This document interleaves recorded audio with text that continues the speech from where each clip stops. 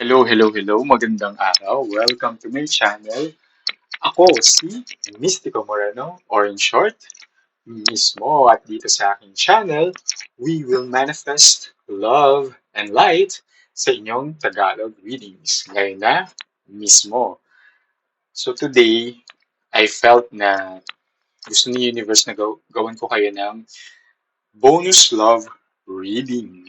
Alam niyo bakit? Kasi ang daming magandang nangyari sa akin ngayong araw. So, I want to share the good vibes and good energies. Kaya, gagawin ko kayo ng bonus love reading. At para ito sa lahat ng water signs, Cancer, Scorpio, and Pisces. Okay? So, tingnan natin kung anong masasagot ko. Energy from the collective sa good vibes. Then, so, let's see. And habang binabalaso ko tong cards, gusto kong magpasalamat sa lahat ng water signs, Cancer, Scorpio, Pisces, na sumusuporta at patuloy na sumusuporta sa Mystico Moreno channel. Thank you so much po. Alam nyo, yung water signs ang pinakamataas na engagement sa aking channel. So, thank you so much. At sa mga bago, sana patuloy niya rin suportahan nito by subscribing, by liking this video. I-like nyo po yung video kasi it will help my channel grow. Saka engage na kayo sa comment section. Alright? And share nyo na rin sa mga friends, families, co-workers na water signs na nangangailangan ng guidance from the universe. Okay? So, thank you ulit. Sana mag-grow ang aking channel para marami pa akong readings na magawa para sa inyo. Okay? Okay, sige. Tingnan na natin. So, ang gagawin ko ay bubunot ako ng 2 cards each for the recent past, present, and near future. And bubunutin ko yung third card dahil March ngayon. Sige, simulan na natin, okay? Recent past, the Chariot, and Page of Cups. Present, Knight of Coins, and King of Coins, and near future, Queen of Cups, and the Emperor. Ooh! Magandang reading today. Thank you. Thank you, Universe, for this good energy. Sige. Okay. So, sa recent past, meron kayong the Chariot and Page of Cups. At the present, energy of the Knight of Coins and King of Coins. And sa near future ay Queen of Cups and the Emperor. First, there's a strong energy na nasasagap dito na signs. So, pwedeng Cancer din and Aries. So, pwedeng yun yung signs ng person ninyo. But, not necessarily. Yun ang strong energy na nakukuha ko for this spread, for this reading. So, pwede pa rin other signs. Okay? Alright. Sige. So, sa recent past, there's an opportunity na ayaw yung i-miss when it comes to love. And there's actually a new love. And that opportunity is about new love. Okay?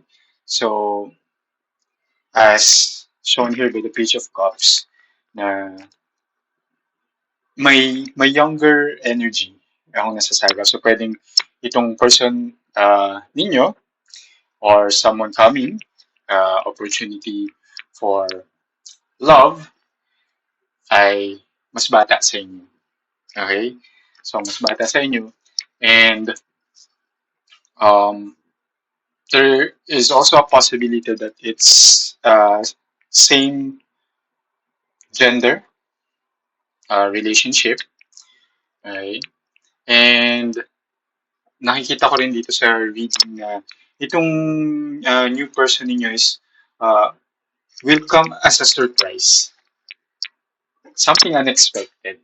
Alam niyo yun, yung parang hindi niyo naman talaga hinahanap na, ay, gusto ko ng love life ngayon na ganyan. Or parang hindi naman din kayo like even searching sa apps, diba? But this person comes, pwedeng organic encounter, pwedeng pinakilala sa inyo ng kaibigan or kamag-anak. Pwede rin na kilala nyo na siya, but suddenly biglang umamin sa inyo na may feelings sila sa inyo. So, yun yung nasasabi kong energy sa recent past na nangyari. So, very recent. And because of that, so nagpakita ng intention itong person ninyo, someone younger, at the present moment, okay? So there's so much abundance shown here by the coins card. Pareho pa silang coins, di ba? So, and from the knight to the king, there's so much abundance when it comes to how this person is expressing love sa inyo. Very tangible siya. Very, alam niyo yun, pwedeng love language niya is gift. Uh, Pwede rin na through actions, nakikita nyo na pinapakita niya talaga. And whatever this person says, kuwari sinabi niya na, okay, gagawin niya to, i-meet niya kayo, na ganitong oras, so hindi siya nalilate. Tapos pag sinabi niya na, okay, susunduin kita, kakain tayo sa ganitong place. So, ginagawa niya yun. And pag sinabi niya na, sige, magte-text ako pag uwi ko, ginagawa niya. Hindi siya yung parang pinapaasa kayo na ito yung sinasabi but ito yung iba yung ginagawa. Hindi siya ganun. So, I can see that energy and very consistent itong person na to when expressing love sa inyo. And as shown here by the King of Coins, so, sobrang abundant talaga yung love. Alam mo yun, lalo na I can sense na kilig na kilig kayo. Bakit? Kasi unexpected to eh. Recent past, parang hindi nyo nga in-expect na dumating. That was very abundant pa yung dumating na love. Tapos, yung hindi nyo pa in-expect, parang nagpapakita pa ng mga actions na um, kinagugulat nyo rin, di ba? So, more unexpected um, mga efforts na pinapakita ng person ninyo. So, good job. Okay? And in the near future, wow, tignan mo, Queen of Cups. Mahal kayo talaga ng tao na to. And I think, mas magkakaroon pa ng uh, better dynamics in the near future and emotional maturity pa. So ngayon, I can sense nga na mature na yung emotionally mature tong person na to eh. Hindi siya yung parang takot maging vulnerable. May very secure siya, seen here also by the Emperor card. And yung very stable siya. Hindi siya yung, yun nga, parang hindi kayo left hanging, hindi kayo iniiwan sa ere, hindi nyo rin na-feel na parang kayo lang yung nagdadala ng relasyon. Diba? Very reciprocated. Whatever you also express, in-express din niya pabalik. And even in the situation, parang pag siya din, ikaw din, you have this capacity to provide the same love. So, nagre-reciprocate kayong dalawa ng um, energies when it comes to love. Okay? So, napakaganda. Kasi, lalo na itong Queen of Cups na um, very devoted talaga. So, at the present moment, devoted na tong tao eh. In the near future pa, hindi ka na parang mag-worry pa kung magbabago isip mo pa hindi. Kasi devoted na siya. Tapos talagang, dito si Emperor kasi very stable siya. Saka ano siya, alam niya yung kung anong gusto niya. So, stick to one. Ito yung gusto niya long term. So, dito lang siya at gagawin niya lahat for the relationship to work. Diba? There's a sense of leadership, responsibility, and um, very balanced din yung affection na binibigay niya. So, nababalanse niya yung attention na binibigay niya sa'yo at the same time, yung mga priorities niya in life. So, hindi mo na feel na parang, ay, bakit um, puro work or puro friends or puro family na, hindi mo siya na-feel yun sa taong to. Kasi kayang-kaya niyang i-manage yung oras niya. Okay? At mga priorities niya. So, good job. Okay. Um, Napakaganda. Di ba? Alright. So, tingnan lang natin yung uh, supporting details ng reading na to. At habang binabalasa ko, gusto kong i-remind na this is a collective reading. So, this may or may not resonate. Okay? Pero dahil napakaganda ng reading, i-claim nyo na. Okay? And I hope it really resonates. Kasi very good vibes lang ang reading na to para sa water signs. Okay? So, pero kung hindi siya nag-resonate, kung wari, single kayo, or in no contact situation kayo, so, huwag niyong pilitin. Okay? Ibig sabihin, hindi ko nasagap yung energy niyo sa reading na to. So, abangan niyo na lang yung mga susunod ko pang love reading kayo important yun na nakasubscribe kayo. Pwede niyo rin panoorin yung mga previous videos na pinost ko. Baka isa doon ay mag-resonate sa inyo. Okay. Tingnan natin. Okay, see? Queen of Cups na naman. Okay, Two of Swords. Okay lang yan. See? Ten of Pentacles. Queen of Pentacles. Tingnan mo, yung present nyo, Pentacles lahat. Or coins. Diba? O, Knight of Pentacles. Pentacles na naman. And last, diba? The High Priestess. Oh my God, napakaganda talaga. Claim nyo na tong energy. Okay? So, mamaya bubunot ako ng Oracle card. And i-claim yung energy na yun. Napakaganda. Good job. Okay. So, Queen of Cups. Again, it's umpisa pa lang in the recent past. Feel mo na abundant talaga. So, na siksik-liglig at umaapaw ang pagmamahal ng tong tao na to sa inyo. Okay? So, ito si Two of Swords lang, in the recent past, siguro nangyari to nung dumating siya sa life mo kasi it came as a surprise, diba? Sabi ko nga.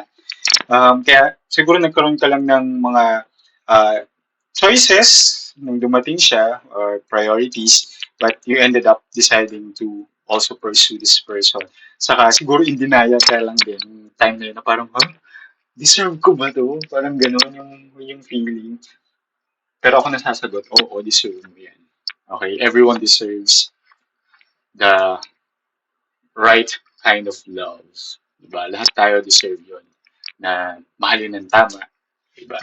At mahalin ng totoo. Yun, no? Okay, so, ayan, present is full of pentacles. Okay, so, gaya ng sinabi ko, dinoble confirm lang naman itong Ten of Pentacles. And Ten of Pentacles is a card of settling down, di ba? Long-term relationship, yun, same, gaya ng sinabi ko, sisiklig at umaapaw. Very stable.